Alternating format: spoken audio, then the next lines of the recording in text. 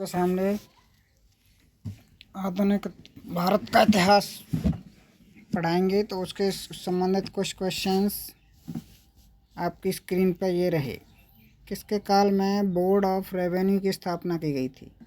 तो किसके काल में बोर्ड ऑफ रेवेन्यू की स्थापना की गई थी? वॉरेन हेस्टिंग्स के। किसके काल में? वॉरेन हेस्टिंग्स के काल में बोर्ड ऑफ रेवेन्यू की स्थापना की गई थी। किस अंग्रेज को प्रशासनिक सेवा का जनक कहा जाता है? किस अंग्रेज को प्रशासनिक सेवा का जनक कहा जाता है? तो वो कार्नवालिस को कहा जाता है। कलकत्ता में स्थित फोर्ट विलियम कॉलेज की स्थापना किसने की थी? लॉर्ड वेलेजली ने। टेंसी एक्ट या काश्तकारी आधुनिक अधिनियम कब लागू हुआ था? टेंसी एक्ट या काश्तकारी अधिनियम कब लागू हुआ था? 1822 में। बैरकपुर में सैन्य विद्रोह का आरंभ हुआ था 1824 में। 1824 में। किस गवर्नर जनरल का कार्यकाल शिक्षा सुधारों के लिए किया जाता है? William Bentinck. किस गवर्नर जनरल का कार्यकाल शिक्षा सुधारों के लिए माना जाता है? तो वो कौन से गवर्नर थे? William Bentinck.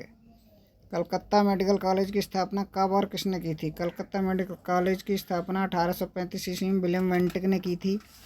बालिका हत्या पर प्रतिबंध कब लगाया गया था? 1830 में। किसे भारतीय प्रेस का मुक्तिदाता कहा जाता है?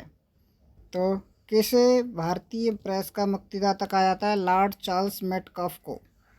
इनाम कमीशन की स्थापना किसने की थी? लॉर्ड डलहौजी ने। किस कर व्यवस्था के अंतर्गत किसानों से उपज का 50% वसूला जाता था? रैयतवाड़ी व्यवस्था के अंतर्गत। नरबली प्रथा का अंत किस गवर्नर ने किया था? लॉर्ड डलहौजी ने। और भारत से ब्रिटेन की ओर संपत्ति के अववहन का सिद्धांत किसने प्रतिपादित किया था? दादाभाई नौरोजी ने।